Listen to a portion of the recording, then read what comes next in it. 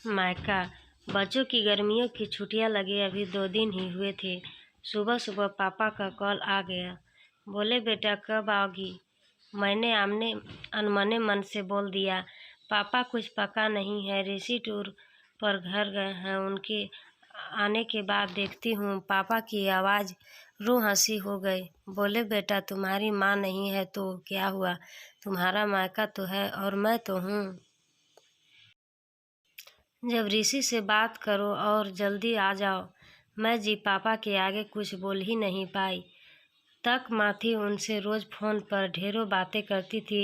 साल में एक बार गर्मी की छुट्टियों में मैं पूरे 10 दिन के लिए मायके जाती थी। वो सुख किसी जन्नत से कम नहीं होता था। बच्चों से ज़्यादा मुझे गर्मी की छुट्टियों का इंतज़ार रहता था। पर जब से माँ गई मेरा मायके जाने का मन ही नहीं करता। ऐसा लगता जैसे मेरा मायका ही खत्म हो गया। एक सुनापन, एक खालीपन सा मेरी ज़िंदगी में भर गया था। आज सुबह सुबह पापा का कॉल आया तो उन्हें मना नहीं कर पाई।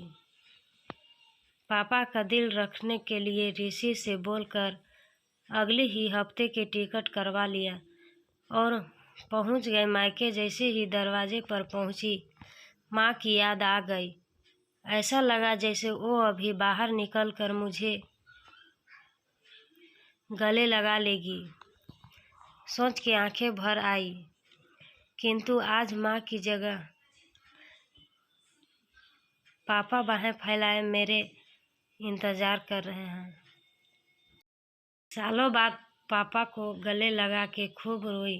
पापा ने अपने आंसू छुपाते हुए प्यार से मेरे सिर पर हाथ फेरा तो दिल थोड़ा हल्का हो गया। बहुत दिल बाद पापा को देखा, कमज़ोर लग रहे थे। वैसे तो भाई भाभी और पापा सभी मेरा बहुत ध्यान रख रहे थे। बच्चे तो अपने खेल और मस्ती में व्यस्त हो गए थे, पर न जाने क्यों मेरी नज़रें हर पल जैसे माँ को ही ढूंढती थी। आज भी पापा पहले की तरह रोज़ खाने के बाद मेरी पसंदीदा मटका कुल्फ़ी लाना नहीं भूलते थे।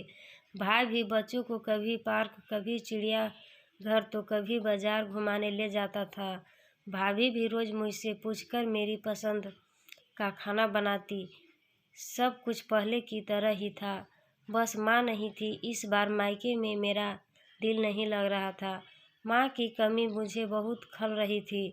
ऋषि को कॉल करके मैंने 2 दिन बाद का टिकट करवा लिया। सबने मुझे रोकने की बहुत कोशिश की, पर मैं नहीं मानी। देखते ही देखते मेरे जाने का समय आ गया। आज शाम की ट्रेन से मेरी घर वापसी थी। मैंने सामान पैक करके रख लिया था, बस पापा का इंतज़ार कर रही थी। पापा न जाने सुबह से बिना बताए कहाँ चले गए थे। उनका मोबाइल भी नहीं लग रहा था। मन घबरा रहा था, बिना बताए आखिर गए कहाँ। इधर मेरी ट्रेन का समय भी होता जा रहा था। समझ नहीं आ रहा था कि क्या करूं। तभी पापा का कॉल आया। बोले, गुड़िया तुम लोग स्टेशन पहुंच जाओ, मैं सीधे वहीं पहुंच रहा हूं। हम लोग स्टेशन पहुंच गए। ट्रेन सही समय पर थी। पापा स्टेशन पर हमारा इंतज़ार कर रहे थे। उनके हाथ में एक बक्स था। उन्होंने मुझे देते हुए गले लगाया और बोले, इसे ही लेने गए था, इसलिए देर हो गई, संभाल के रखो। मैं आश्चर्यचकित होते हुए पूछा, इसमें क्या है? पापा की आंखें भर आई। अपने आंसू पोंछते हुए बोले, तुम्हारी माँ का प्यार। कुछ समझती तभी ट्रेन आ गई। हमें ट्रेन में बैठा के पापा और भाई ने विदा कर दिया। मेरी नज़रों से ओझल होने तक पापा वहीं खड़े हाथ हिलाते रहे।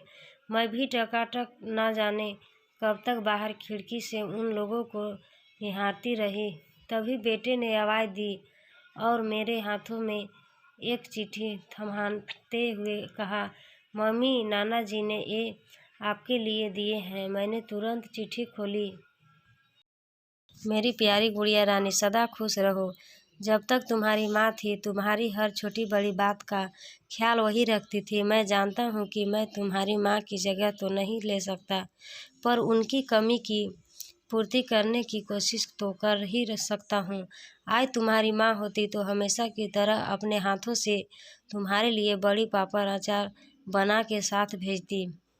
माँ के हाथ का तो नहीं, पर उसके स्वाद जैसा सब सामान एक दुकानदार से बनवाने की कोशिश की। उम्मीद पसंद आएगा। और हाँ बेटा, माँ नहीं है तो क्या हुआ, तुम्हारा मायका और हम तो हैं। पहले की ही तरह तुम्हारा इंतज़ार रहेगा। ढेर सारे प्यार और आशीर्वाद के साथ तुम्हारे पापा। पत्र पढ़ते पढ़ते मेरी आंखों से अश्रुधारा बहने लगी। सहसा मेरे मुंह से निकला, आई लव यू पापा। बात छोटी सी थी, पर उसमें अथाह प्यार समाहित था। ये सिर्फ मैं ही महसूस कर सकती थी। मायके से घर आए 1 महीना बीत गया था। अब पापा से रोज़ एक बार कॉल करके मम्मी की तरह घंटों बातें करती हूँ।